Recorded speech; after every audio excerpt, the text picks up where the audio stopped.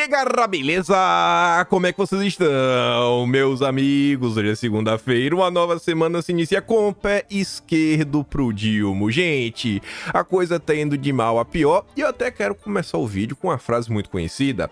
Sabe aquela história que o feitiço se virou contra o feiticeiro? Pois bem, saiu a nota nas últimas horas que diz que teve um petista, um lulista, filiado ao PT, fundador de um diretório lá da cidade dele, fez campanha pro Lula, ele vem tendo problemas com invasões de terra. Não, invasão não, né? Ocupação. Sabe como são as coisas? E eu quero comentar sobre isso e depois começar a trazer algumas notícias do âmbito, não digo econômico, mas algumas análises que a imprensa fez diante das falas do Lula, algumas movimentações, algumas briguinhas que já estão acontecendo, Haddad trabalhando já nos bastidores para dar uma rasteira em outros ministros, o Estadão até hoje soltou um editorial, tem uns textos engraçados, a Globo também comentou sobre o caso, acredite se quiser, para depois a gente falar do Brasil que deu errado, o Brasil do Lula. Aí tem algumas notícias bem diversas, não quero adiantar muita coisa, para adiantar um terceiro tema, esse é interessante.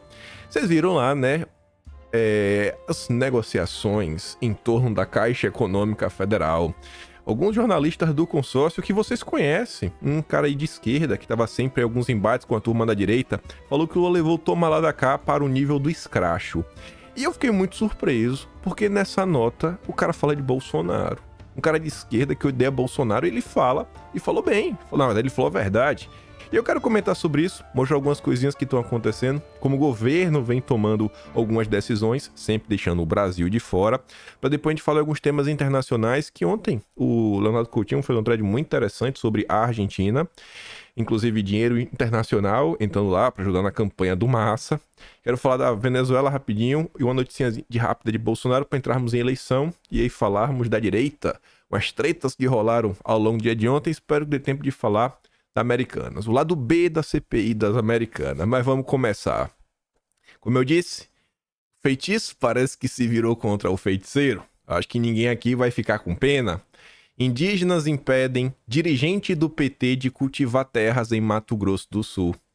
Propriedade em Rio Brilhante foi invadida por grupo de 100 índios apoiados pelo MST e pelo Conselho Indigenista Missionário, né, o CIMI.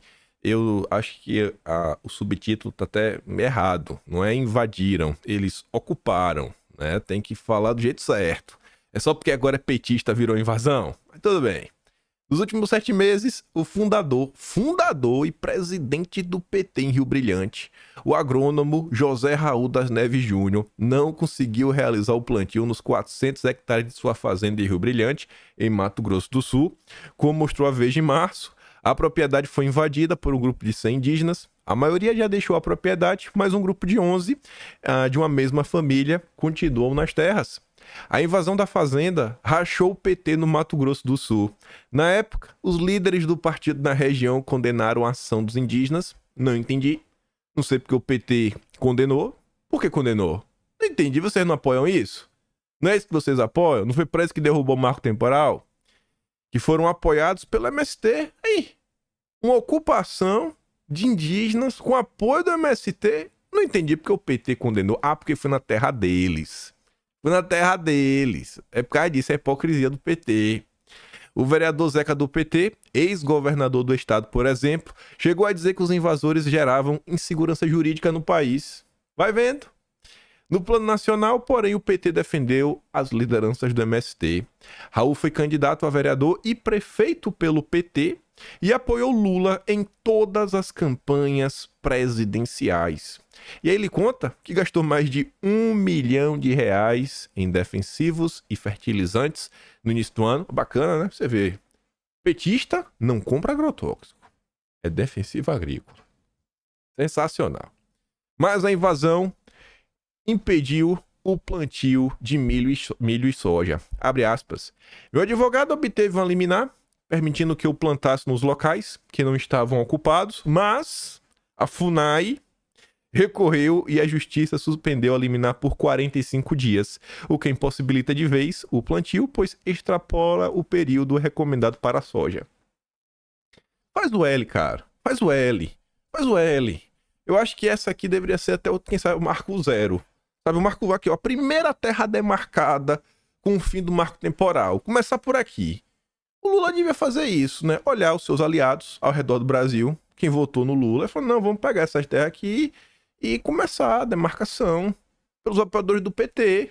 Não é isso que vocês tanto defendem? Aí agora tá indignado? Tá bancando a vítima? Tá de brincadeira, pô. Tá de brincadeira. Tá de brincadeira. E aí, falando de vítimas como um todo, a gente comentou ontem, né?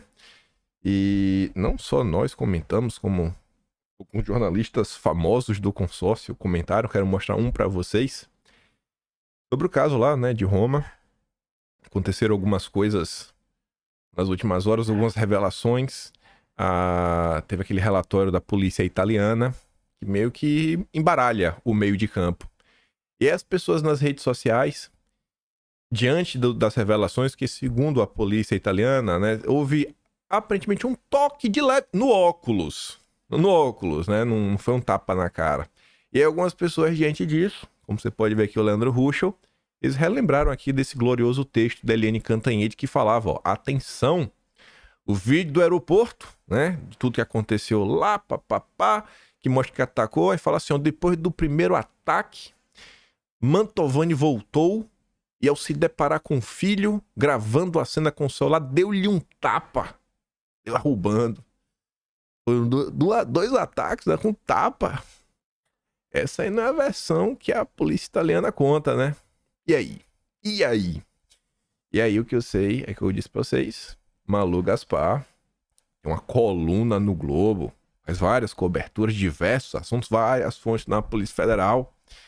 Ela não compartilhou essa notícia bonitinha assim, né? Porque eu falei pra vocês, o Twitter agora, ele tirou aquele textinho que ficava assim embaixo na imagem, né? Que tinha assim, dava pra você ler o título e um pedaço do subtítulo. Não aparece mais. Agora só aparece a imagem da capa da matéria e assim, sei lá, o site. Nem o nome da matéria aparece mais. Então, vai fazer sentido aqui o tweet dela. Tá aqui, ó. Ela pergunta, isso pode? E ela postou essa nota aqui da Veja. Falando que o ministro virou assistente de acusação em caso de agressão em aeroporto. Então, tá, isso eu não sei se pode. Quem tem que falar são vocês, jornalistas. Quem somos nós? Nós somos a população brasileira que estamos aqui apenas observando tudo que está acontecendo, né? A gente somos os orelha seca da história. Mas vamos lá. Vamos lá. Enquanto a Malu Gaspar finge surpresas, vem aqui a Renata Agostini fingir que ela sabia de tudo. Ela sabia de tudo, mas eu acho que ela deve ter ficado calada aí nos últimos anos. É um dos grandes jornalistas do Estadão. Ficou calada nos últimos anos. Ela estava aguardando para o momento atual. Eu tô falando do quê?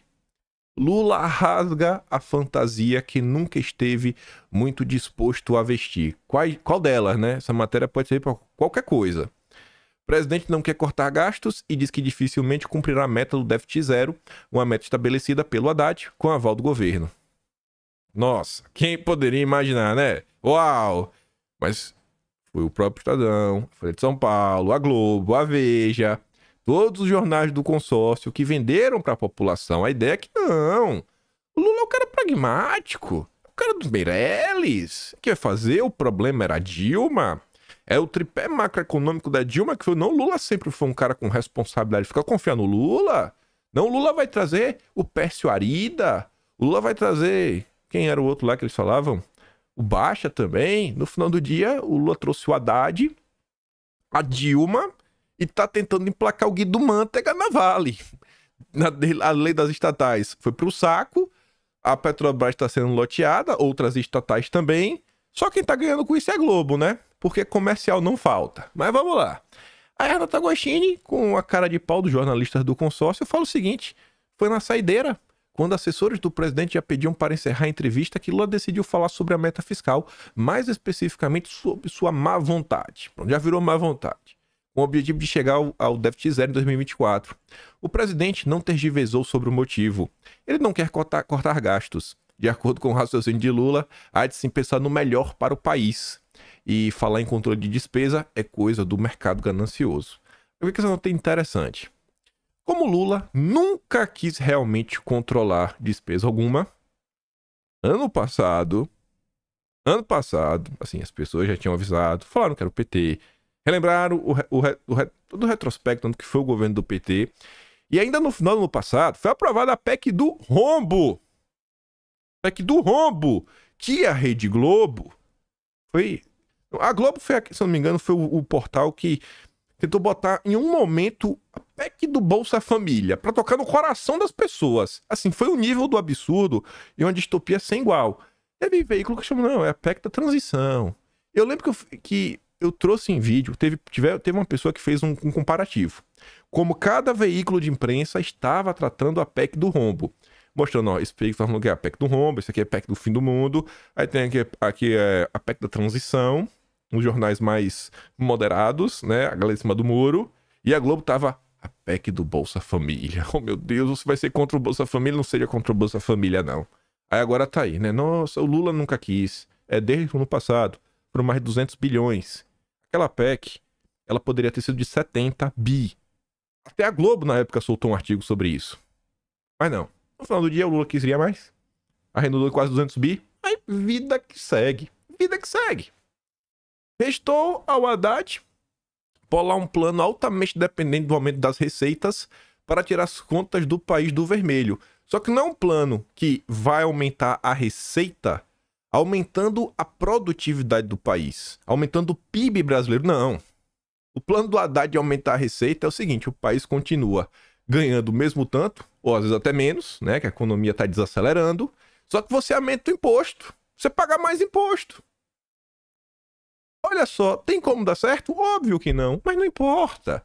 Pro PT nada disso importa. Importa é ter uma imagem bacana na imprensa, a Globo vem ajudando, para continuar ganhando eleição, o país continua indo pro buraco, eles continuam botando a culpa em Bolsonaro, a Globo continua tendo comercial e tá tudo bacana. E aí veio o enrosco. Para colocar o projeto de pé, seria preciso aprovar um caminhão de leis complexas no Senado. Para conseguir passar por essas propostas, o governo teria de aumentar o seu apoio no Legislativo. Para ter base, Lula teria que acenar com cargos. E acenou, e vem acenando, e nunca parou com isso. Ele assim o fez, e o Centrão então veio prometendo ajudar em votações, mas nem todas, e cobrando pela liberação de emendas e recursos, leia-se, mais gastos. Não nos esqueçamos que ano que vem é tempo de eleição, e aí a fatura do Centrão vai aumentar, né? Capaz até do Centrão barrar o Lula, porque tem interesses eleitorais, né? Deixa o governo federal, né, dar uma trepidada pra gente conseguir aqui emplacar um discurso municipal, um discurso duro contra o governo, né? Antissistema, para eleger os nossos. Haddad pretendia usar a promessa de meta e o compromisso do governo em persegui-la para pressionar o parlamento a correr, falando: nós estamos fazendo a nossa parte, Lira faça a sua, Pacheco faça a sua também.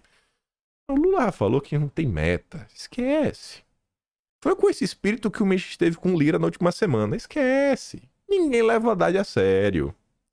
Investidores, banqueiros e analistas poderiam levantar o cartaz do "eu já sabia". Vocês fizeram L. O mercado nunca achou crível zerar o déficit público no ano que vem, mas viu que o resultado, ao fim, pode ser pior do que se imaginava. E como gosta de dizer meu avô, de onde menos se espera, aí que não sai nada mesmo. Diz a turma que fez o L, diz a turma que fez campanha pro Lula, diz a turma que propagava narrativas falaciosas contra conservadores, contra Bolsonaro e qualquer pessoa mais à direita nesse país.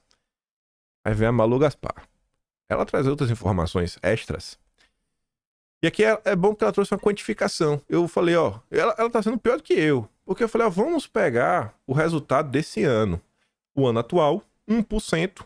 É basicamente 100 bilhões, como se diz em déficit. Então, 0,5% seria 50 bi. Aí eu falei, né, quando o Lula diz, 0,25, 0,5 não é nada, a gente estaria falando de um prejuízo de 25 a 50 bilhões. Não é milhão, é bilhão. Não é pouca coisa. Mas a Malu Gaspar, ela traz uma correção, e esses valores são maiores. Não é 1 para 1, é 1 para 1,1, um pouco a mais. Mas tá ali, ó. Fala de Lula sobre déficit zero, indica a sua preferência no embate entre o Haddad e o Rui Costa. Diz que de um lado tá o Haddad, que vem tentando fazer alguma coisa. No polo oposto está a Casa Civil, responsável pela coordenação do PAC, pelo qual o governo prometeu gastar 1,3 trilhão até 2026. O Rui Costa defende que a meta seja alterada para ter um déficit de 0,5 a 0,75, ou seja, de 60 a 90 bi. Não é um prejuízozinho de 25 a 50, é um prejuízo de 60 a 90.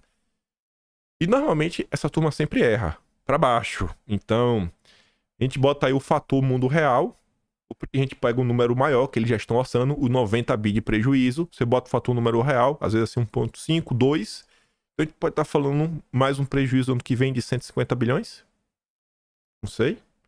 Vocês têm algum tipo de esperança no governo do PT? Eu acho que não. Aliados tentam convencer Lula a fazer um balanço ministerial. Pode pegar em vídeo, lá atrás, falei, ó, toda vez que o Haddad tá em apuros, ele recorre pro Lauro Jardim. Aí você fala, mas aqui é a nota da Naira Trindade? Sim, a Naira Trindade, ela escreve na coluna do Lauro Jardim. E aí, olha o que a Malu Gaspar acabou de falar. Tem um embate interno. Haddad de um lado, Rui Costa do outro. Aí, a coluna amiga do Haddad diz que aliados tentam convencer Lula a fazer um balanço ministerial para dar uma revigorada no governo, né? O governo ficar forte, bonito de novo, né? Tá pressionando Lula. A ideia seria anunciar um pacote de mudanças em pastas que mostram necessidade de serem trocadas. Uma espécie mesmo de balanço ministerial. Precisa trocar, tá ruim. Aí quais pastas são essas? Entre os alvos, Rui Costa. Primeiro, brigou com o Haddad. Lá vai o Haddad pedir ajuda para o Lauro Jardim para derrubar o Rui Costa. No dia que Lula falar assim, ó, não aguento mais, me aposentei da política, qualquer coisa que rolar, a esquerda, meu Deus do céu, vai ser a briga. Ver assim, quem vai estar no colo da Globo e vai ser um batendo no outro. Um batendo... Não tem como manter coesão nessa turma. Eles se odeiam. Eles odeiam o Brasil. Eles odeiam todo mundo, eles só gostam dele. E aí também quer demitir o Camilo Santana, Luciana Santos, que é no partido pequeno, né? PCdoB, toma lá o ministério dela.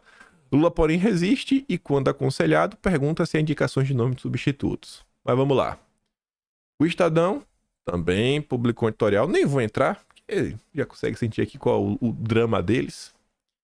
A irresponsabilidade de Lula. Em surto de sinceridade, o presidente afirmou que a meta de zerar o déficit não precisa ser cumprida.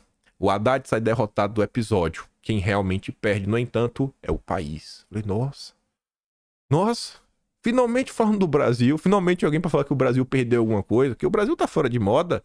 O presidente Lula presta de serviço ao país quando menospreza a importância de atingir o déficit zero, meta que o próprio governo se impõe e que nem chegou a ser testada. Oh, coitadinhos. Coitadinho dele. Mas vamos ver uma notícia pra botar a mão na cabeça e falar, meu Deus, ainda vai piorar desse jeito? Vai, gente. Vai piorar mais. A começar por isso daqui. Perda de fôlego da inflação se aproxima do fim. Alertam economistas. Aí você lê a manchete e você pensa, mas peraí, eu não entendi. A inflação ela vai perder o fôlego, significa o quê? Os preços vão parar de subir? A inflação cansou. A inflação cansou, pronto, acabou a inflação. Ela não tem mais fôlego para continuar existindo. É isso? Não, não é isso. E é o que então? Que tá meio confuso. Índice de preço ao consumidor vai desacelerar até o fim do ano. Economistas apontam que fatores de desinflação estão chegando ao fim. Ah, tá. A desinflação que está chegando ao fim. Estamos passando pelo melhor momento da inflação. Se você está achando que as coisas estão ruins, se vocês estão achando que os preços estão aumentando, que as coisas estão caras, saibam que esse é o melhor momento. O pior tá por vir. No sentido que daqui para frente, muito do que trouxe a inflação para baixo, muito do que segurou o aumento dos preços, vai começar a se esgotar. E ele começa a estar questão de final de ano, questão de preços, cenário internacional, isso, aquilo, outro, etc. Então, se prepara que vai piorar. Emílio Surita realmente é muito preciso com as palavras, quando ele diz que temos que todos os dias agradecer que hoje é melhor do que amanhã. E amanhã será melhor do que depois de amanhã. E só piora. Só piora. Aí teve um texto interessante também. Podia estar ali antes? Podia. Mas eu queria colocar aqui por uma razão. E até quebrando o padrão da Folha de São Paulo, normalmente não bota a foto, né, a pessoa. Então, quando vem ali embaixo o jornalista, eu coloco o jornalista que fez. Mas como assim, às vezes é coluna painel, aí normalmente aparece a foto ali em cima, normalmente eu não coloco. Mas esse eu fiz questão de colocar. Saiu um texto do Samuel Pessoa, pesquisador do Instituto Brasileiro de Economia da FGV e da Julius Baer Family Office, e é doutor em economia pela USP. E aí o Samuel Pessoa diz que Lula, e não Dilma, iniciou a desorganização macro. Aqui está além das questões do déficit, essa palavra para eu falar, déficit, chega em bola na minha língua.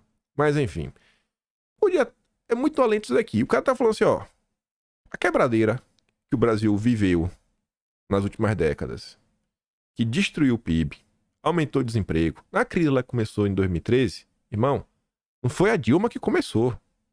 E aí, ao longo do texto, ele sai apresentando números, ele sai apresentando tabelas para chegar nesta conclusão. Mas eu não vou entrar nesse ponto.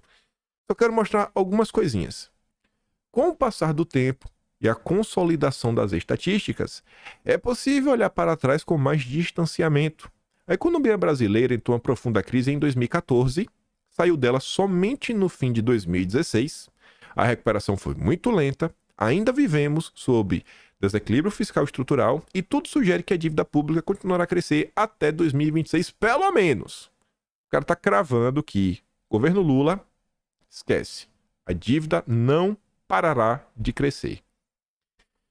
Uma questão importante é saber quando que iniciamos o desvio da rota de estabilidade macroeconômica. Foi no governo Lula 2 ou Dilma 1? Esta coluna apresenta os números. A evidência é clara de que começamos a construir nossa grande crise no segundo mandato de Lula. Os números documentam. A política econômica em Lula 2 e Dilma 1 não era sustentável, né? Era não sustentável.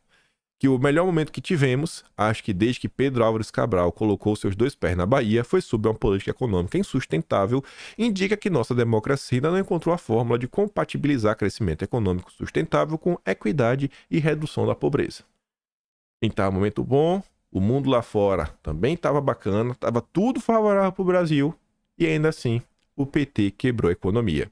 E por que esse texto chamou minha atenção? Porque eu conheço esse nome, o Samuel Pessoa. Esse é um cara de esquerda, um amigo do Haddad, amigo e aliado do Haddad, que setores da esquerda, inclusive, denunciavam no passado, durante as eleições de 2018. Você vê aqui, ó, esquerdadiario.com.br, Movimento Revolucionário de Trabalhadores. Essa nota é de 28 de setembro de 2018, que falava assim, ó, conheça os neoliberais cotados por Haddad para governo de conciliação com os golpistas. E aí falavam quem era, né? Os neoliberais, amigos do Haddad. O Haddad vem entrando na política neoliberal, entreguista. E quem estava lá no meio? Samuel Pessoa, tucano de carteirinha, membro do Instituto Milênio, bancado pela Globo, ex-representante do Brasil no FMI. Todas as características para ser amigo do Lula. Então, veja como nos últimos dias a imprensa subiu o tom, isso é indiscutível, com exceção da Globo, né, aquele lixo. Toda a imprensa mudou o tom. Veja, Estadão nem precisa falar, a Folha subiu bastante, aquele editorial, né? Lula está sabotando o Brasil. Lula está sabotando o Brasil. A turma está muito satisfeita. Você vê o próprio mercado reagindo mal, você vê o próprio Lira subindo o tom, cobrando faturas cada vez mais caras. E aí você vê pessoas que têm um alinhamento histórico e proximidade com Haddad, escrevendo nota para falar, ó, o governo deu errado, foi o governo Lula. Já tá colocando a culpa no Lula. Tentando tirar o Haddad de canto, tentar, ó, colocar a culpa é do cara. A culpa é do cara. É inegável. O nível de despreparo, o nível de desgaste, de derretimento que o Lula vem tendo, assim, é notável. Não tem como negar. A gente comentou no vídeo ontem. Botei lá, entenda a crise, dentro da própria esquerda. O Lula não está conseguindo agradar nem o mercado, nem as elites propriamente ditas, né? Nem o establishment brasileiro e a própria esquerda. Tem muita gente que está de boa? Óbvio que tem muita gente que está de boa. Tem muita gente que está ganhando? Óbvio que tem muita gente que está ganhando. Mas até quando? Até quando isso será sustentável? Até quando esse apoio que o Lula ainda tem vai deixar as coisas minimamente de boa para ele? Eu acho que 2024, ano eleitoral, com esse caos econômico, vamos ver, né? Vamos ver o que rola. Olha essa nota. Podia estar ali atrás também, né? Quando a gente falou do novo PAC. Governo quer controlar verbas do PAC Congresso vê exageros e resiste a perder poder.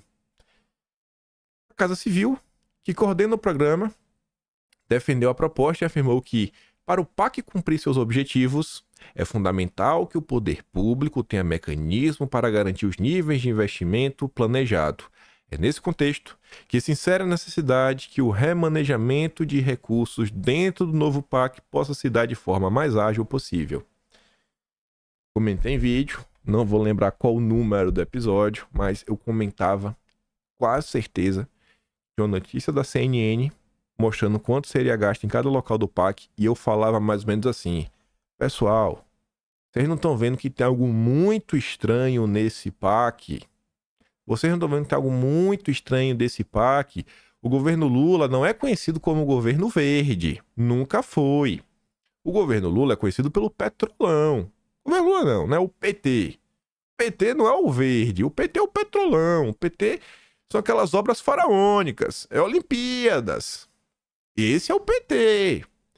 Aí vem com esse papo, falava, gente, olha quanto o PT tá gastando em educação, saúde, defesa, dava uns 50, 70 bi, algo assim, pouco, sei lá, não, acho que dava 129 bi, e quase um bi e meio, um trilhão e meio com cidade verde, cidades inteligentes, transição energética. Aí eu falei, gente, isso daqui tá estranho. Aí qual era a tese que eu tinha levantado?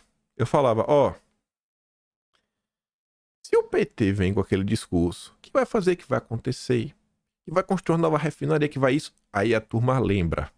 Aquele negócio da memória. Aí vem a Lava Jato, aí vem os empréstimos internacionais, aí vai ter grande resistência. Mas se o PT vem com um projeto, esse projeto vai ser, né, a salvação da Mãe Gaia, né, dos golfinhos, das girafas da Amazônia, né, meu Deus, da terra, do verde, uma agenda bem verdinha. Aí tu vai falar, o PT é meio complicado, né, mas o mundo precisa ser salvo. Então, nesse caso aí, realmente, né, temos que compreender que o PT está fazendo é o melhor pelo planeta. Não é pelo planeta. E olha qual a preocupação. Não, deixa que o governo, deixa que a gente direciona aí, né, as verbas do PAC. O PT achou a desculpa perfeita para o seu projeto de desenvolvimento. Vocês já viram o que isso deu no passado. Vem o PAC aí, o PAC verde. Esse PAC não é verde de forma aleatória. Além da agenda de controle, o PT tem a desculpa perfeita. E olha a preocupação, o PT quer lá no Congresso para garantir que eles vão ter o controle sobre as verbas do PAC. Não quer dividir com o Congresso. 1,3 trilhão. Não é bilhão, é trilhão. É dinheiro demais. Aí você vê. Dinheiro. Ministério da Cultura autoriza a captação de quase 7 milhões de reais para musical sobre os tribalistas. Aquela banda lá da Marisa Monte, Arnaldo Antunes, Carlinhos Brau. Já sei beijar de língua, agora me resta sonhar, não é isso? Um trecho da letra. Mas tá ali. Autorizou uma produtora a captar 6,8 milhões para a produção do espetáculo Tribalistas, o musical. Abre aspas. Guiado por 4 guias espirituais, o espetáculo busca provocar o público a repensar no que de fato é sua essência e qual sua busca na caminhada de evolução no planeta Terra. Podia até dar mais, né? Tô achando até 7 milhões e pouco. Dá mais aí, Lula. Dá uns 20 logo. Pra gente aí né, fazer essa viagem interior. Isso porque não tem dinheiro. Isso porque o dinheiro tá pouco.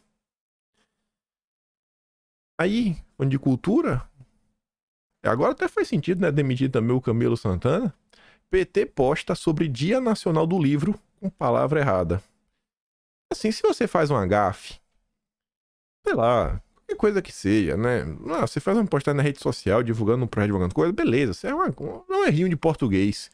Mas celebrando o Dia Nacional do Livro, é tipo você celebrar o Dia Nacional da Educação com a palavra errada. Se fosse para celebrar o aniversário do Paulo Freire, a gente até entende, fala, pô, realmente baita homenagem, escreveu errado para mostrar, né, a educação que a tão sonhada educação do Paulo Freire.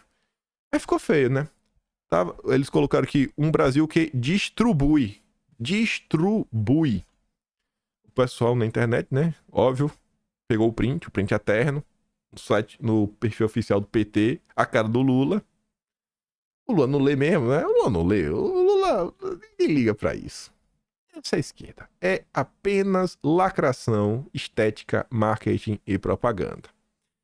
E aí vamos lá. Vamos falar de um embate esquerda-direita. E uma matéria que chamou minha atenção, que eu falei, né? Um jornalista de esquerda, rapaz, que vocês conhecem. E eu falei, nossa, o cara, depois de todos esses anos, reconheceu, né? Reconheceu minimamente um pouquinho do governo Bolsonaro. Mas antes de falar dele, saiu essa nota. Lula retarda indicações e põe órgãos e tribunais sob risco de paralisia e letargia. Aí no Supremo PGR, o presidente tem uma série de nomes para indicar a autarquias. Aí, lá para tantas na nota, eles falam assim, ó. Integrantes do governo e parlamentares dizem que a demora para preencher certos cargos ocorre pela falta de uma linha mestra de como se dará negociações desses postos. Sim, a demora é negociação. O Brasil vá para as cucuias. O negócio é negociação.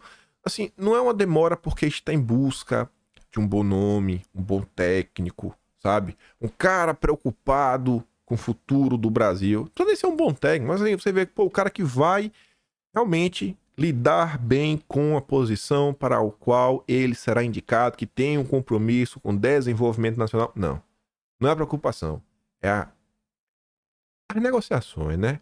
Como vai ser as negociações? Tá, não tem outra palavra. A própria não usou. Parlamentares têm buscado influir nessas indicações e Lula não definiu como se dará algumas articulações. Ou seja, quem ele pretende prestigiar, sindicados de aliados integrantes do próprio governo ou se dará prioridade ao Congresso. Tradução. Não é sobre o Brasil. Não é. Posições importantíssimas que podem determinar o Brasil ir para frente ou ir para trás, que podem determinar que os interesses da população como um todo serão garantidos ou teremos uma pessoa para fazer lobby e trabalhar para, sei lá, algum grupo muito poderoso para o Brasil. O Lula está preocupado exatamente isso, né? Quem é que ele vai agraciar? É sempre assim. E aí, sobre isso, quem escreveu um belo texto? Diogo Schelp. Você lembra do Diogo Schelp? Lá da Jovem Pan? Carequinha? Sempre cabelo bem baixo. Ele não raspa 100%. Fica um pouquinho aqui, cavanhaque. Amigo da Amanda Klein. Teve um embate feio uma vez com a Cristina Grêmio. Acho que até foi processado, né? Acho, não sei.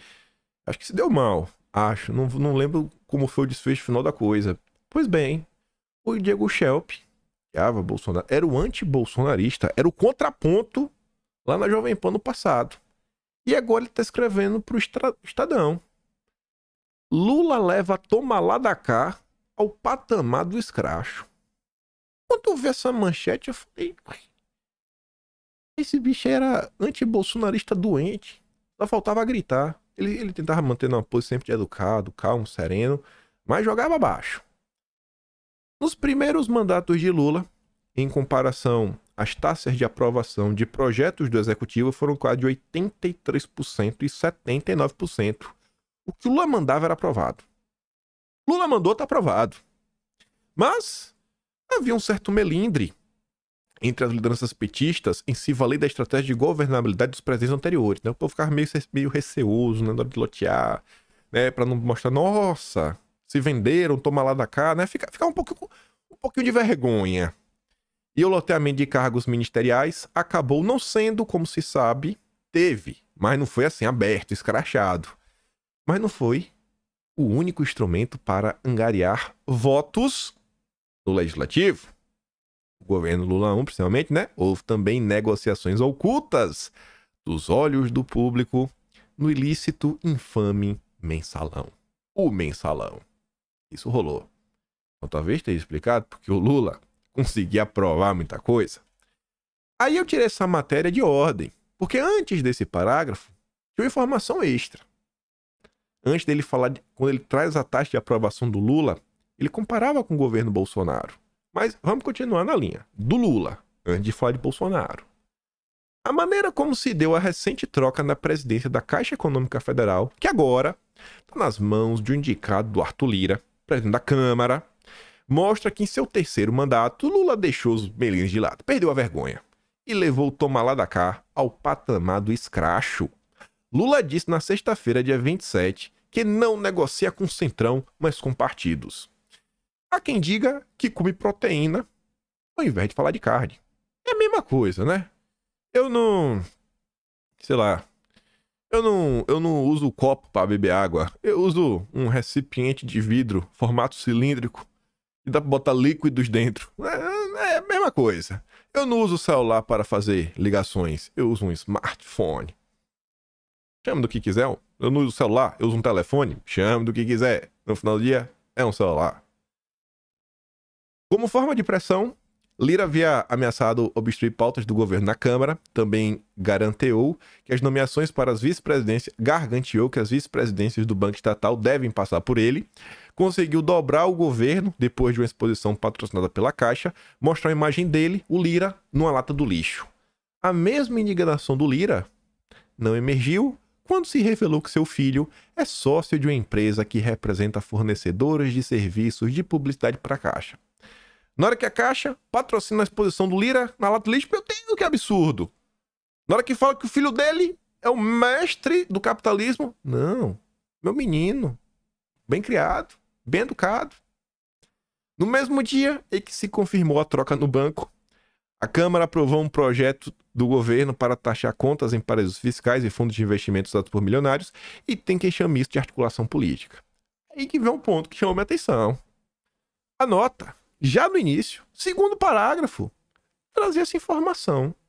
Quase todos os presidentes, desde a redemocratização, montaram coalizões partidárias para obter maioria no Congresso, entregando ministérios e orçamento às legendas. Quase todos os presidentes do Brasil deram cargos e dinheiro. A exceção, Diego Schelp, anti-bolsonarista, dodói, né? Saiu da Jovem Pan, inclusive, por algumas coisas que ele disse na época. A exceção do toma lá da cá foi Jair Bolsonaro, que preferiu encher seu gabinete ministerial com militares e ideólogos e pessoas técnicas. A certa altura, viu-se obrigado a ceder, mas não chegou a formar coalizões duradouras e conseguiu aprovar apenas 52 dos projetos próprios no Congresso. Aí quando vem o isentão falar: mas Bolsonaro... Bolsonaro não quis fazer a reforma tributária na época dele. Tinha feito. Tinha clima para fazer.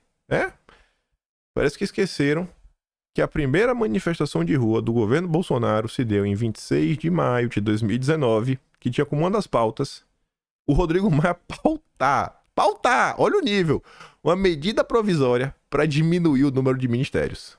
Aí vocês querem falar que uma reforma tributária que mexe com o interesse e lobby dos maiores empresários do Brasil, que muitas vezes, né, elegem representantes, ou tem representantes lá que, no futuro, querem ser eleitos, né, os meninos dos olhos de ouro desses grandes empresários que sonhariam em rodar o mundo, em hotéis caros, de luxo, grandes eventos, comendo do melhor. Aí o governo Bolsonaro não aprovou por má vontade. Tá aí, esse é o Brasil. E o cara tentou, viu? Mas tentou. E 52% com a imprensa jogando contra. Mas jogando contra assim, não precisa nem avisar, né? Não precisa nem falar. Precisou chegar em outubro de 2023 para ter um mínimo de reconhecimento. Sabe assim, um mínimo de consideração. Não era para ter um jornal assim, falar, não, vamos passar pano, vamos ser aqui um jornal chapa branca. Não, a gente faz isso. Nossa, eu sou chapa branca, é demais. E não nego. Eu acho que passa por você ser honesto com o público e falar, ó, eu tenho esse posicionamento político. Se você quiser olhar posições mais contrárias, você vai de um cara que tá lá mais à esquerda, ele vai falar do lado dele que ele acha que tá horrível. Você fala, você tira a sua conclusão. Mas a imprensa não. Era dia sim, dia também.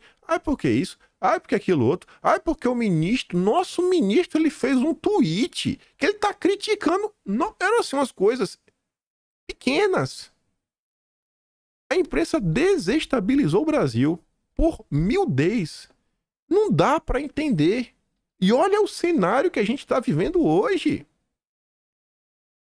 Eles colocaram o Brasil à destruição por pura revanche. É um negócio assim que você fala, cara, eu não consigo entender o que passa na cabeça dessas pessoas. Aí agora tá aí, né? Ah, não, o Bolsonaro foi a exceção. Bolsonaro foi a exceção. Oh. Após demissão na Caixa, a bancada feminina da base cobra representatividade no governo. Vai esperando que vai ter. Vai esperando. Continua cobrando aí que uma hora, quem sabe o Lula escuta vocês. Declaração de voto em Bolsonaro queimou economista Luiz Barsi para vaga ao conselho do IRB. Veja as frases.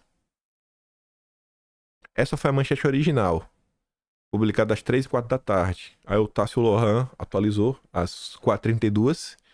O que a investidora Luiz Barsi disse sobre Jair Bolsonaro antes das eleições de 2022, né? A gente sabe disso. No final do dia, né? Você, no Brasil, você tá do lado de Bolsonaro, isso gera uma certa perseguição em relação ao seu nome. O que tá rolando, pô? Tá vendo? Vocês estão vendo, gente? Tá vendo como são as coisas? Não, não pode. Esse é o Brasil. Esse sentimento foi criado pela própria imprensa. Rejeitado no Conselho de Administração do ressegurador IRB, a investidora economista herdeira Luiz Barsi já se posicionou a favor da reeleição de Bolsonaro. Para ela, a derrota de Lula em 2022 significaria uma maior estabilidade para o país. E não é bolsominion, não. Em entrevista a um podcast publicado no dia 1º de setembro de 2022, ela declarou seu voto em Bolsonaro, mas ponderou de não morrer de amor por ele. Mais um ano, a gente vai ter que votar no menos pior. Em nenhum dos dois eu votaria com muita alegria. Eu, na minha opinião, Bolsonaro seria menos pior. Por achar Bolsonaro menos pior, ela não é nem bolsominion. Olha o resultado. Esse é o Brasil do Lula. No momento, manter como a gente está traria mais estabilidade do que, de novo, uma ruptura, um possível flerte com o governo esquerdista. A nossa vizinha Argentina está aí para isso, para mostrar que esse discurso é muito perigoso. O mundo está passando por uma crise de alimentos, está tudo muito caro, e o Brasil é o celeiro do mundo. E aí você tem um candidato que diz que o agro não é importante. Acho um discurso muito perigoso. Pegando esse link aí com a Argentina, indo lá nos Hermanos, o Leonardo Coutinho fez uma thread muito interessante. Olha como são as coisas. Vocês viram já aquelas histórias do Lula recentemente, né? E o Sérgio Massa. E agora o Leonardo Coutinho nos conta que tem um canal chamado Note Argentina. Ele foi criado dia 27 de outubro, hoje é dia 30. Né? Quando ele fez até de ontem era dia 29. Apenas 2 dias atrás. Hoje foram 3 dias. Só tem um vídeo online. Mas, graças ao impulso publicitário pago por uma empresa vermelhinha daquele país, Comuna, atingiu incríveis 2,1 milhões de visualizações num único dia. Em um dia, 2 milhões e 100 mil views. Depois de pagar para o vídeo rodar, impulsionamento. O vídeo de 37 segundos, que apareceu como publicidade para milhões de argentinos, é um fragmento de um comentário de um dos jornalistas mais influentes da Argentina. Pegaram William Bonner, argentino, que afirma que Sérgio Massa não é kirchnerista. Não é. Ele é do governo do Kirchner, ele estava lá, estava coberto de feito, estava tudo, mas não é. Não é. É diferente. E não apoia a Venezuela, Irã e Cuba, como a Cristina Kirchner. Não, ele é diferente, ele apoia o Lula. O Lula. É inacreditável. É tipo o que fizeram no Brasil. Você lembra do Brasil quando a eleição não passa? Não, Lula. Lula não apoia a Nicarágua. Não, o Lula não apoia nada que está acontecendo na Nicarágua. O Lula não apoia o Maduro. É fake news. Tire do ar. Tira essa matéria do ar. Tira esse tweet do ar. Tira esse vídeo do ar.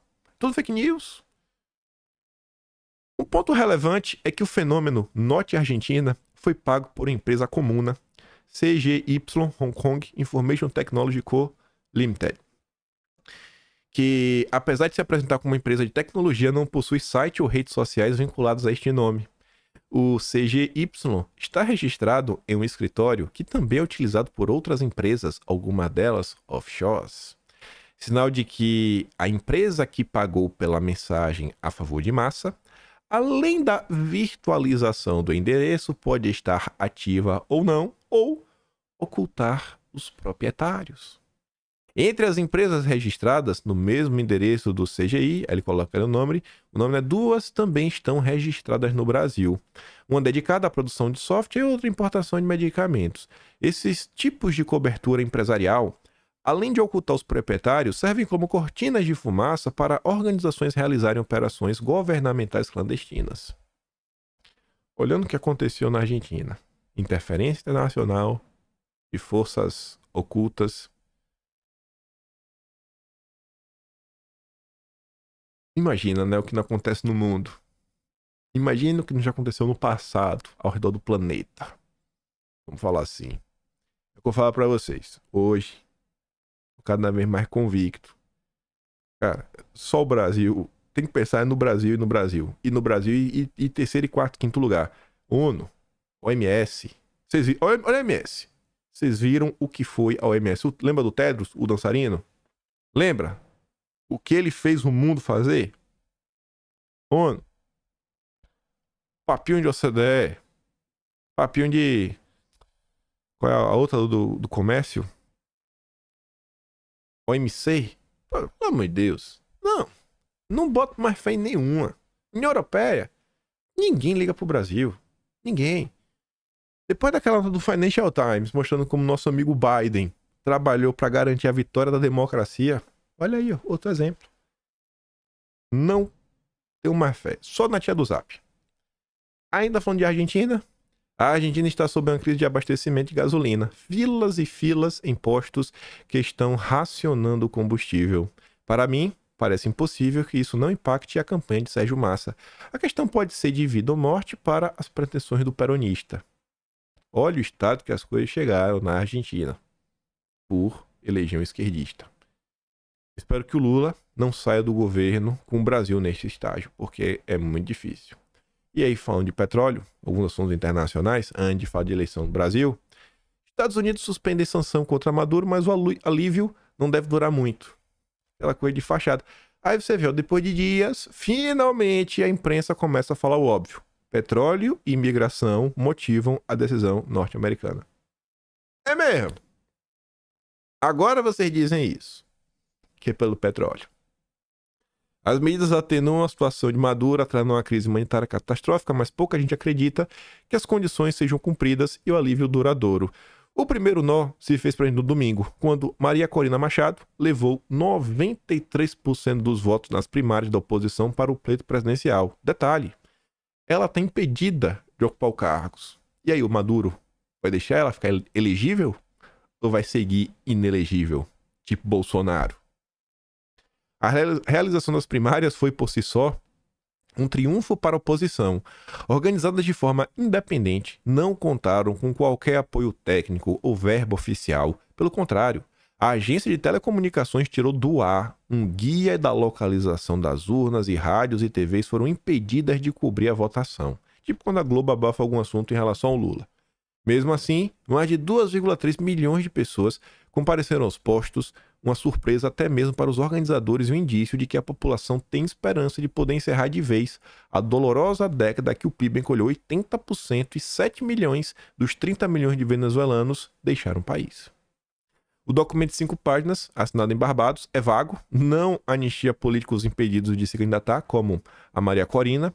Seu direito de concorrer foi cassado por 15 anos pelo judiciário subordinado a Maduro. Já vi esse filme.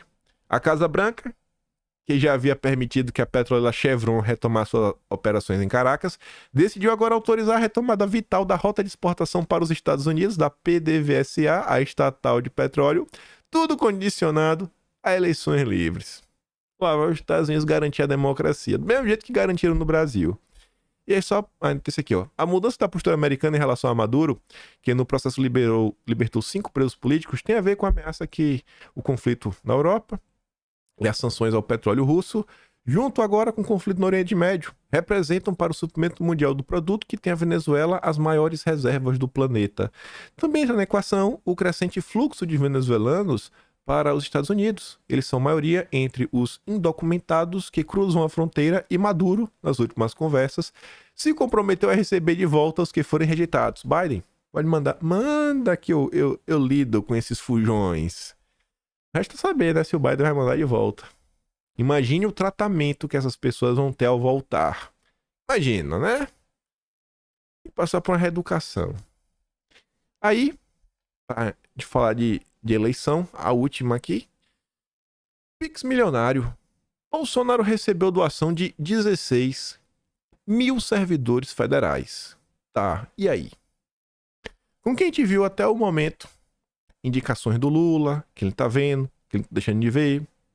Quando você vê aí o Brasil, onde a Luiz Barsi, ela, segundo a nota original, que depois foi atualizada, ela teve um cargo negado pelas suas falas em relação a Bolsonaro. Quando você vê uma coisa dessa, você fala, pô, 18 mil servidores federais, é pra quê? É pra botar um alvo nas costas dessa turma? É pra falar quem vai ter que ser perseguido primeiro? É pra saber as pessoas que jamais poderão ser promovidas, ainda que elas façam um bom trabalho, ainda que sejam bons funcionários, que cheguem no horário, não falte, etc. É por isso? Não sei. Eu não sei. Eu não faço a mínima ideia. Mas vamos ver aí, né? Vamos ver o que o consórcio espera com tudo isso. Mas vamos lá.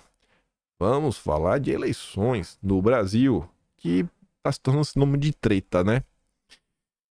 Nas últimas horas, mais precisamente anteontem, dia 28, vocês podem ver aqui, teve um vídeo que foi postado nas redes sociais, só tentava no vídeo ontem, mas não deu tempo, onde tem esse rapaz do MBL, chamado Lucas Sanches, e aí ele fala, né, primeiramente fora Bolsonaro, o vídeo assim, coloca ele falando primeiramente fora Bolsonaro várias vezes no vídeo, e aí depois coloca uma notícia lá, que ele vai ser o candidato em Guarulhos, aí depois tem um pedaço do vídeo que o Valdemar falou, não, é o nosso candidato, vai ser, o Bolsonaro vai apoiá-lo, Bolsonaro vai apoiar o MBL. Eu falei, meu Deus do céu, Valdemar, de novo Valdemar, mais uma Valdemar. Aí, em relação a esse caso, cresceu nas redes sociais, virou notícia, como virou essa matéria aqui do Estadão, apoio do PL a ex-MBL em Guarulhos gera nova reação bolsonarista contra Valdemar. Mais uma. Tá quase que diário. Aí nessa matéria, sai citando algumas pessoas que ficaram contra. A única pessoa que a matéria cita assim, influenciadores com milhares de seguidores falaram isso, mas não fala o nome desses influenciadores. Só que essa nota traz, por exemplo, o nome do Fábio Van Garten. Aí coloca assim, ó. Ele coloca o tweet do Fábio Van Garten, que foi feito também no dia 28. Tem um gênio de Guarulhos que xingava e desprezava o presidente, e agora que é o apoio dele para a eleição lá. É isso mesmo? Não pode ser. Ninguém faz a mínima lição de casa. Ninguém pesquisa nada. Não rola. Vamos manobrar contra. Daí foi o comentário que fez nosso querido Valdemar. Essa postagem não é em relação ao vídeo lá de Guarulhos. Mas eu acho que se encaixa nesse contexto. Você vê pelo horário, ó. Foi das 10h19. O vídeo começou a rolar no final da noite de sábado. Então aqui é de manhã, 10h19 da manhã. Não tem nada a ver. Pra depois falar, o cara não mandou nenhum recado para Valdemar. Mas o que ele fala, acho que se encaixa esse caso. Da turma do MBL, que o Valdemar parece nutrir, né, muitos amores. O Carlos falou assim, ó, qualquer um sabe que as eleições municipais são balões de ensaio para as posteriores estaduais e nacionais. Então surge um isentão, fingindo não saber disso, e exigindo união, que nunca pediram. Quando sua maioria não apoiava Lula de forma mascarada, o Teatro das Tesouras está louco para voltar, ludibriando os inocentes. Pegando essa premissa, que é a coisa mais óbvia do mundo, que eleições municipais, né? Vereador e prefeito ajudam a eleger deputado, estadual, federal, senador, governador, presidente da república. Vocês acham que um membro do MBL vai trabalhar por quem em 2026? O membro do MBL vai trabalhar por quem em 2026? O membro do MBL vai favorecer quem durante seu mandato? Quando o Valdemar diz que ele quer eleger 1000 prefeitos, ele está sendo muito honesto. Ele quer. Os deles. Os 1000 prefeitos. Não é o Valdemar não tem um projeto de país. O Valdemar é igual o Lula. Não liga pro Brasil. O Lula liga ganhar um prêmio Nobel, viajar pelo mundo, ser paparicado, ter o poder nas mãos. O Valdemar liga em ter poder nas mãos, eleger muita gente.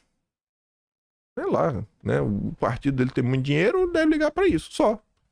É só que o Valdemar demonstra todos os dias. Gente, qual é o programa de governo? Qual é o programa? Qual o programa do PL enquanto partido? O que é que o PL quer? Aquelas platitudes que o Valdemar disse? Não, sou a favor da liberdade econômica. Uau, sério que você é a favor da liberdade econômica? Sério. Eu quero que o Valdemar me apresente uma pessoa que é contra a liberdade econômica. O cara vai assim, eu quero a escravidão econômica. Eu não quero liberdade. Me diz uma pessoa, porque se eu discute a maior platitude. É aquela coisa daquele cara que não tem nada do que falar e quer falar uma bosta. Não tem outra palavra. O que, Valdemar? Não, nós somos a favor da família. Hoje em dia até tem gente que é contra. Mas o Renan Calheiros também é, Valdemar. Até o Dirceu é, né? Ele gosta tanto da família que botou o filho dele deputado federal. Qual é o programa do PL? É pra fazer o quê? É pra chegar onde? Qual o objetivo? Aproximação com Lula e movimentos para as eleições de 2024 geram debandada no PL. Porque se aproximaram com Lula. Nossa. 5 deputados federais já deixaram negociar a saída do partido. Movimento seguido também por lideranças regionais. Aí veja só. Coloca aqui. Era para estar em outra ordem as notas. O Salles esses dias publicou uma notícia. Não, desculpa, uma pesquisa. Ali, vou dar aqui um zoom para ver melhor. Que fala assim, ó. Vou ler primeiro a manchete. Nas próximas eleições, qual nome você escolheria para ser prefeito de São Paulo? Olha esse dado. A tese do Valdemar é que Bolsonaro é um extremista. A tese do Duda Lima, o braço direito do Valdemar, é que Bolsonaro, ele pegou a pesquisa do Murilo, da Paraná Pesquisas. Eu quero que o Murilo da Paraná Pesquisa venha. Eu falo assim, quem você está mentindo? Não foi a minha pesquisa. Então, pegou a pesquisa do Murilo, da Paraná Pesquisa, sentou, prefeito, e vende dia sim, dia também, ó. Se você traz Bolsonaro para perto, você ganha 2 votos e você perde 3. Aí você olha para cá. O Ricardo Nunes tem 11%. O Ricardo Salles tem 15%. Vocês querem me convencer que o Ricardo Salles tem 15% porque ele é o Ricardo Salles? Ou porque existe uma ideia, uma visão que o Ricardo Salles é o candidato mais à direita, que tem proximidade com Bolsonaro?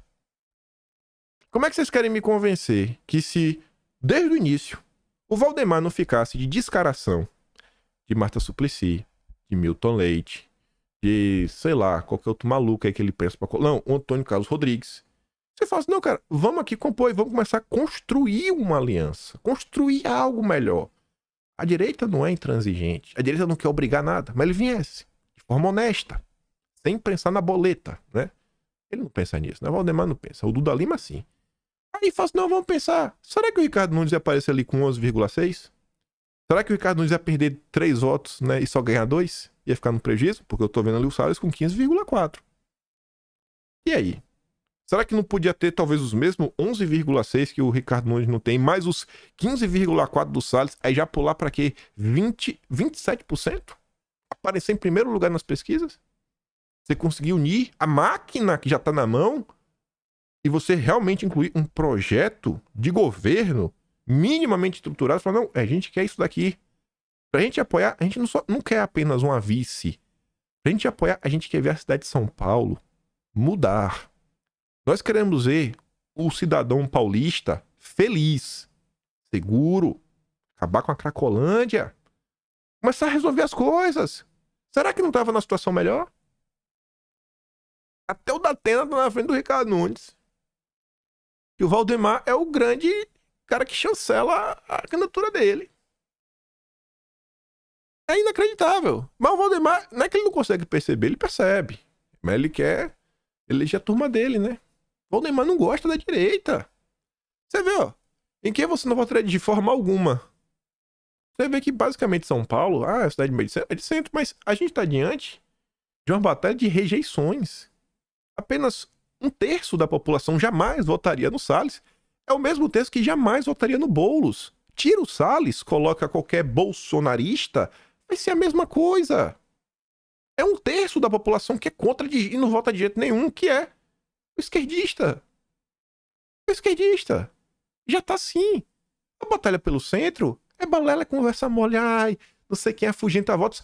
E ainda você vê, olha como tá o clima no Brasil, no momento. A imprensa mudando o tom, a imprensa começando até a reconhecer que o governo Bolsonaro foi diferente. As pessoas estão começando a cair na real que, pô, foram enganadas. Que o PT é muito pior do que o bolsonarismo. Pelo menos eu tô vendo, tem gente acordando. Pela própria imprensa. Aí veja. Mais uma vez. Valdemar vai lançar o PL Pet e o PL 60+. O mais adiantado é o PL 60+, que terá como foco a filiação ao Partido Brasileiro com a de pessoas, né, com mais de 60 anos de idade. Beleza, bacana. Mas vem cá, gente. Como é que Bolsonaro tem o lema Brasil acima de tudo? Eu até entendo, não, beleza, acima de tudo, mas tem a questão eleitoral, né, pele jovem, pele mulher, etc, tudo mais. Mas beleza, eu acho que o grande ponto é a gente trabalhar pelo Brasil. Trabalhar pelo Brasil. O Valdemar quer criar minorias. O Valdemar é identitário. O Valdemar é o Biden brasileiro. Só fala besteira toda vez que dá entrevista. E agora quer criar minorias. Não, vai ter aqui... Vai ter um PL Pet. O amigo que mandou isso aqui falou, vou comprar um pônei. Vou ser o cara do pônei do PL Pet. PL Pet. O Brasil, no estado das coisas que nós estamos, não tem infraestrutura, não tem saneamento básico. Se quer ter emprego, né? O salário não tá subindo, os preços estão ficando caros. Todo mundo gosta de pet. Todo mundo gosta de um cachorrinho, um gato, etc. Será que o foco tem que ser o PL Pet? Ou será que o foco realmente é ter um projeto estruturado? Que o seu projeto traga as pessoas para perto? E esse apoio que o Bolsonaro tem, né? Que é um apoio ativo, é um apoio de pessoas que entendem. Isso daqui é porque tem um cara em São Paulo, teve muito voto, que tá ligado à polícia, que é da causa animal, é do PP. Aí o Valdemar viu e quer copiar. Não é achismo, não. Eu tô te falando que é assim. Esse é o Valdemar. Invejoso, ainda mais um invejoso. Um partido sem direção. O Valdemar só pensa quantos eu vou eleger. Não fala de Brasil. A gente podia estar numa situação muito melhor. Imagina, com toda a estrutura que um partido tem, que os deputados têm de assessores, imagina se a turma realmente fala, não, cara, vamos organizar o meio de campo, ó. Eu aqui esse grupo, vocês cobram economia, vocês cobram defesa, vocês cobram aqui segurança pública, vocês cobram aqui meio ambiente, vamos aqui estruturar ações coladas, né? Ligadas ao estatuto do partido, o direcionamento que nós queremos, e a gente critica o governo e também vai apontando nossas direções. Se o Valdemar usasse a estrutura que ele tem de comunicação, que ele pega o telefone e liga, aí não der a sair, né, as entrevistas, que ele tem contato de todo mundo, ele tem uma equipe só para isso, colocar serviço da direita, para avançar com a agenda. Mas não, Valdemar pensa que essa turma é extremistas. Aí você pergunta, já perguntaram ao Valdemar, e o que é um extremista, Valdemar? Ele não sabe explicar. É puro ódio. Porque, na verdade, extremista, por Valdemar, no final do dia, parece que são pessoas que não são subservientes a ele. Aí você vê, Michele puxa mulheres e pede filia 14 mil até outubro. Michele tem uma capacidade midiática? Não tenho dúvidas, tem. Mas eu acho que aqui cabe, com todo o respeito, né, a ex-primeira-dama, o que Bolsonaro falou pro filho dele, Eduardo Bolsonaro. Você lembra que quando o Eduardo Bolsonaro lançou um programa que era o Brasil Precisa Saber? Acho que era assim. O primeiro entrevistado foi Bolsonaro. Aí Bolsonaro perguntava pra Eduardo numa entrevista, quantos votos você teve, Eduardo? Eduardo, não. Teve um. O seu voto. Todos os outros são meus. E tá errado. Tá errado. Assim, não, o cara votou Eduardo Bolsonaro. Eduardo. Beleza, engole de tudo, né? Mas acho que se não fosse teu pai, não tava brilhando como tá brilhando, né? O caso da Michele, se não fosse o Bolsonaro Tira o Bolsonaro do nome, assim, com todo respeito, eu acho que a diferença também tá em Bolsonaro. Nesse tal bolsonarismo, que Valdemar tem nojo. Falta uma estrutura. Tentar realmente sentar, ouvir as ideias, compreender o clamor popular. Qual a dificuldade disso, gente? Qual a dificuldade de um partido político no Brasil compreender ideias básicas? Pedir saneamento básico é ser um radical, Valdemar. Pedir uma melhoria econômica é ser radical, Valdemar. Pedir que o IBAMA tenha um mínimo de sensatez e libere uma Ferrogrão, uma BR-364, a exploração da margem equatorial, isso é ser radical, Valdemar? É de brincadeira, pô. Uma valorização da polícia, isso é ser radical, Valdemar? É o tempo todo. Tem a faca e o queijo na mão. E aí? Vai trocar pelo MBL? Vai trocar pelo MBL. Essa daqui eu comento depois. Tem dia que eu tô querendo comentar essa nota, mas só pra encerrar. Vou comentar isso aqui bem rápido. É um comentário que eu achei tanto quanto intrigante. Que é o que Valdemar não percebe. Tá ali, ó. Polarização política. 41% dos brasileiros mudariam de país se pudessem, diz a Quest. O Kenneth fala o seguinte, boa notícia, ele tá sendo irônico. 41% da população pretendem mudar de país assim que puderem. Obviamente, são os perdeu mané, são os bolsonaristas, frustrados por não reelegerem Bolsonaro, e com a retrospectiva de, no mínimo, mais 20 anos de esquerda no poder.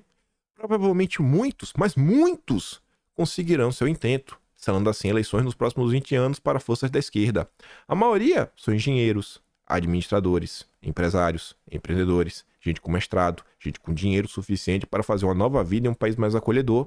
Ficarão as pessoas pobres com Bolsa Família, funcionário público, com emprego garantido, aposentado com salários depositados, professores de filosofia e sociologia, os beneficiados pelo BNDES e o pessoal condenado e com processo de corrupção na justiça que nunca receberão visto de imigrante.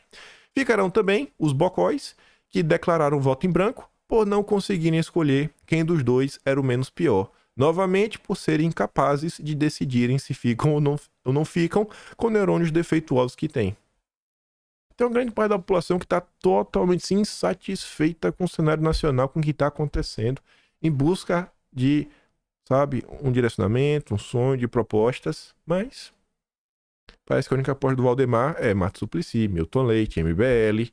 Não tem um nome de direita que o Valdemar goste. Não consegue ter um que o Valdemar não enxergue como um extremista.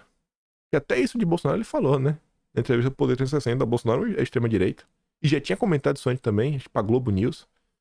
É duro, viu? Valdemar. Tome jeito, Valdemar. Enfim. Amanhã espero comentar sobre Americanas. Por hora ficamos por aqui. Se gosta do meu trabalho, passa no meu canal, tem um botão de valeu, tem um play na descrição, tem um Atlas brasileiro, kimpai.com/br. E volta amanhã, né? Compartilha esse vídeo. Eu não tenho, né, a empresa Comuna para pagar impulsionamento para 2.100.000 pessoas nos assistirem, né? Como foi lá na Argentina, né? Sensacional aquilo ali. Mas é isso. Fico por aqui. Um grande beijo, abraço, tamo juntos. Valeu, meus amigos. Fui!